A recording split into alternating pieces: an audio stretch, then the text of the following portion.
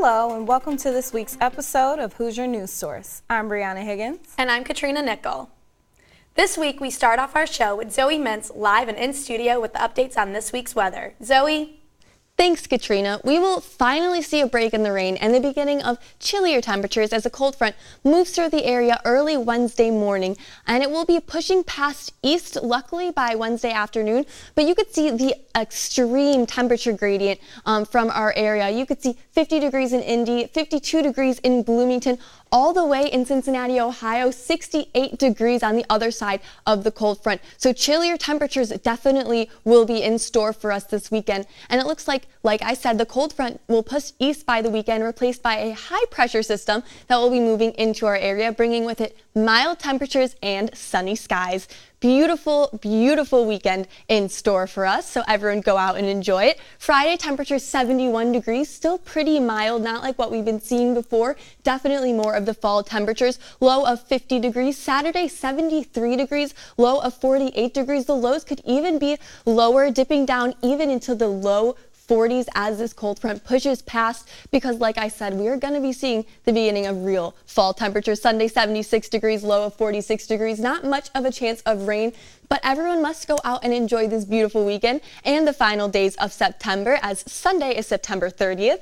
And if we take a look at the extended outlook, we can see how gorgeous this weekend is going to be once the cold front passes. There is the chance of rain, like I said, early morning on Wednesday. Then Thursday, Friday, Saturday, and Sunday, we can see sunny and beautiful skies as this high pressure system is in our area. 71 degrees on Friday. Into Monday and Tuesday, there is a slight chance of rain and slightly warmer temperatures as another cold front pushes past into our area. But it looks like right now we're going to be seeing the actual beginning of fall, and it's going to be one of the nicest weeks we've seen in a while. So make sure you all go out and enjoy the delightful fall weather while celebrating the end of September and welcoming in the month of October. Katrina, Brianna, back to you. IUSA has completed their congressional elections Thursday for the first time during the fall semester. 35 out of 62 students have been confirmed, and the remaining seats will be appointed in upcoming weeks. IUSA Chief of Staff Isabel Mishkin said this is an important year for the newly elected Congress.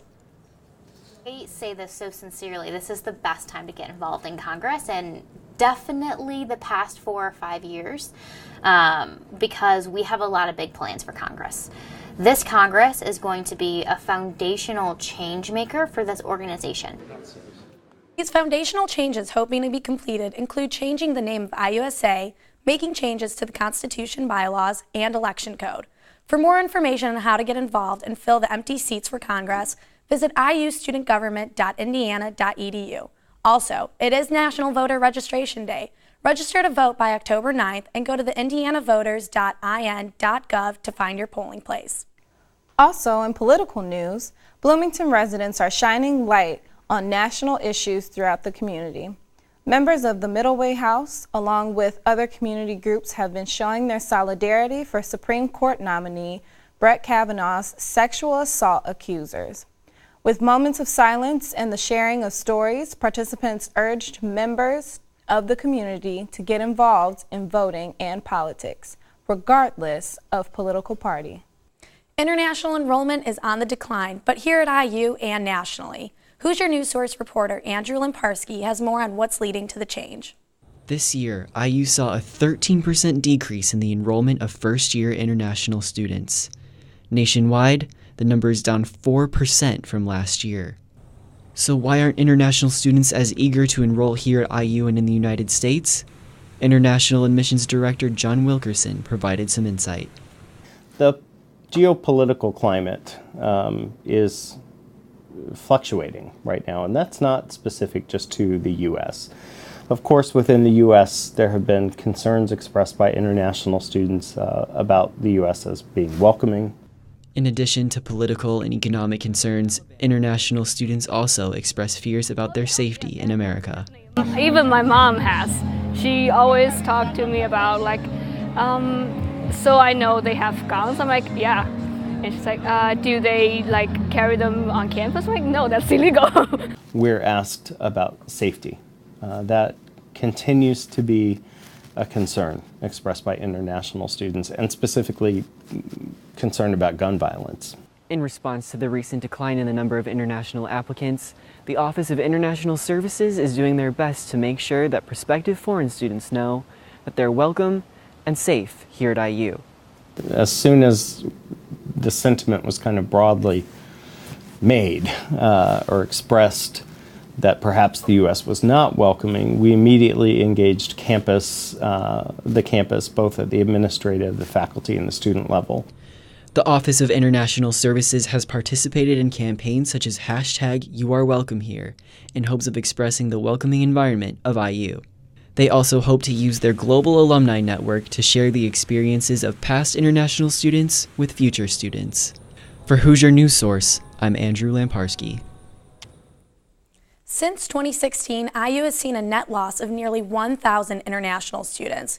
Hoosier News Source will continue to bring you developments on the international enrollment shift. There will be a rise in Bloomington City parking tickets within the next year. The City Council voted on an ordinance that increases parking tickets and city permit prices in 2019. The ordinance also limits access to free parking in downtown garages to the first hour. Afterward, drivers will be charged 50 cents per hour. The number of city permits that residents in Greek houses are given will be limited. Plus, parking tickets are rising to a minimum of $30, but meter prices remain the same. Employee permits and all zone residential permit prices will significantly increase in this upcoming year. And difficulty parking around downtown Bloomington may be a contributing factor to Monroe County's reason for a new library. The county is now taking public input for adding a third county library on the southwest side. Limited access due to distance and parking, new developments, and lack of internet access are all reasons for the possibility of this new library. And speaking of tickets, with tailgate season comes repercussions for underage students who choose to partake in drinking alcohol. This past weekend, the IU Police Department issued 1 citation for illegal consumption of alcohol, 1 arrest for public intoxication, and 1 drunk driving arrest. Captain of Operations Shannon Bunger says there has not been an increase or decrease from years past. IUPD will continue to be on watch for underage drinkers, especially on tailgate Saturdays. If you visited Lake Monroe this past week, you may have seen over 100 police canines roaming the area. IUS TV reporter Courtney Sisk takes us inside the police training operations. It took place here at Fairfax Beach on Lake Monroe. The American Police Canine Association had 159 dogs and over 200 officers, handlers, and instructors for their annual training. The APCA president and Mitchell Police Chief Michael Johnson says this type of training provides in-depth and real-world experiences for dogs and their handlers. Where we drop dogs, we search for individuals that are hiding. We train them to make apprehensions. We also are dealing with FEMA teams who are searching for cadaver. The dogs are transported by helicopters to various locations around the lake. The canines ride with open doors to gain trust with their handlers. Once they reach their destination, they are given an objective. The canines practice water searches, non-lethal weapon simulation training, and work with SWAT teams. A lot of it is public information. A lot of public likes to come out and they ask us questions about the dogs, try to get better insight what we do. The canines also practice for felony search and arrests, which is why the use of the desolate areas on Lake Monroe were significant. For Hoosier News Source, I'm Courtney Sisk.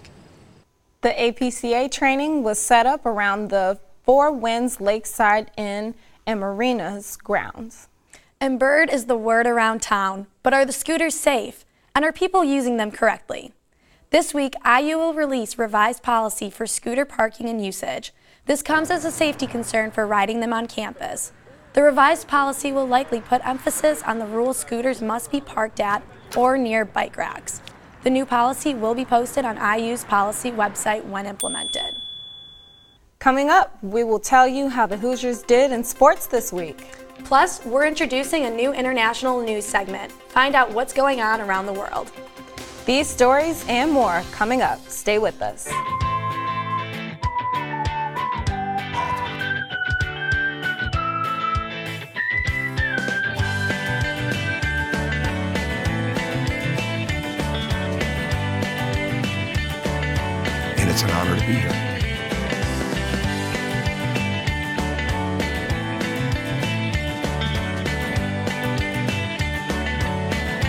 after suffering a season-ending injury in late March.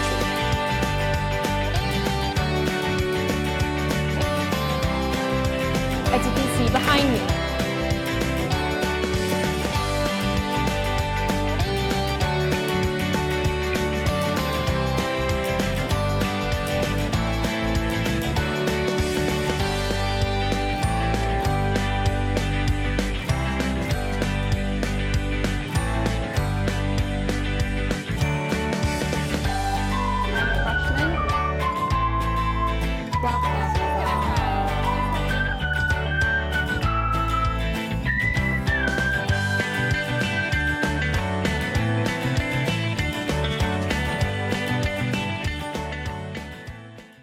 Welcome back. Now let's take a look at stories people are talking about around the world. International reporter Carly Van Cleve joins us in studio with the Global Report. There is a strawberry scare in Australia that's been going on for over a week. There are more than 100 reported cases where sewing needles or pins have been found in fresh strawberries. Fortunately, there are no reports of serious injuries, but growers have had to dump out truckloads of fruit as a result. Metal detectors have been installed to inspect the strawberries before they're shipped. Authorities are still investigating and are telling people to cut up their fruit before eating them. The ongoing economic crisis in Venezuela has forced many citizens to flee their homes and their country. Over 2 million people have fled to Colombia and neighboring countries since 2014. Migrants also often have had to walk hundreds of miles through extremely treacherous conditions. They travel in groups looking for asylum on the other side of the border. Things like food, electricity, and safety are in short supply back in Venezuela. Oftentimes, entire families will take their journey together, and for many, it's worth the risk.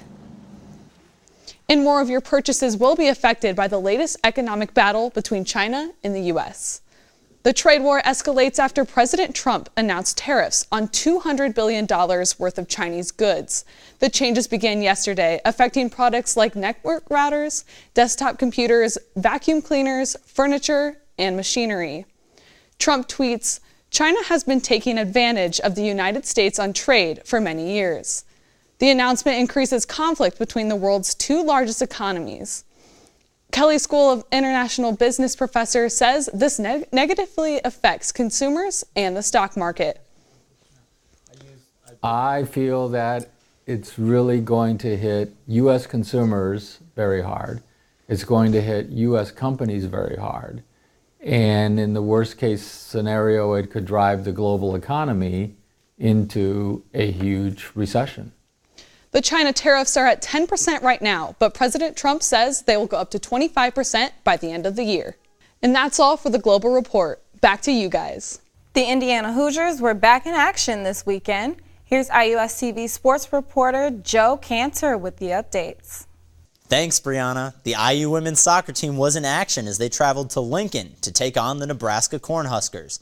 Michaela Brown brought her A game as she blocks this one at mid-pitch. Then Abby Allen puts on the Jets and punches it in for IU. After some terrific saves from Bethany Copel, Michaela Brown and Melanie Forbes scored as well to force overtime. But in overtime, it was Hoosier heartbreak as Nebraska wins this one 4-3. The IU men's soccer team had better luck than the women's team, though, as they traveled on the road to Evansville over the weekend. It was a total team effort as the Hoosiers smashed the Purple Aces Friday night with 5 separate Hoosiers finding the back of the net. Andrew Gutman kicked off the scoring on a cross inside the box. That's his 6th goal of the season. Griffin Dorsey, Austin Poncho, AJ Palazzolo, and Justin Renix also scored. The Hoosiers march on to win 5-0 and advance to 7-1 on the season. Memorial Stadium was rowdy Saturday night as the unbeaten Hoosiers took on the Michigan State Spartans. Look at that student section getting into it. The Hoosiers hung tough after going down 14-0 early, but despite a career day from wide receiver Whop Fillier, who went for 148 yards and a touchdown, ultimately the Spartans ran away from the Hoosiers in this one, staving off a late IU rally to win 35-21. You guys make it out to the game on Saturday night? Memorial Stadium was electric. It was really cool, actually. I was there with my family because it was family weekend, so it was really fun to be there with everyone. Nice. Yeah, I love being in the stands with all of my fellow Hoosiers and all the school spirit. Yeah, too bad they didn't win. Yeah. Next time. Well, thanks, Joe. And so that's all we have for you this week. For more on campus and local news, visit our website at iustv.com. And like us on social media. Like us on Facebook and follow us on Twitter at IUSTV News. From all of us here at IUSTV, thanks for watching, and we'll see you next week.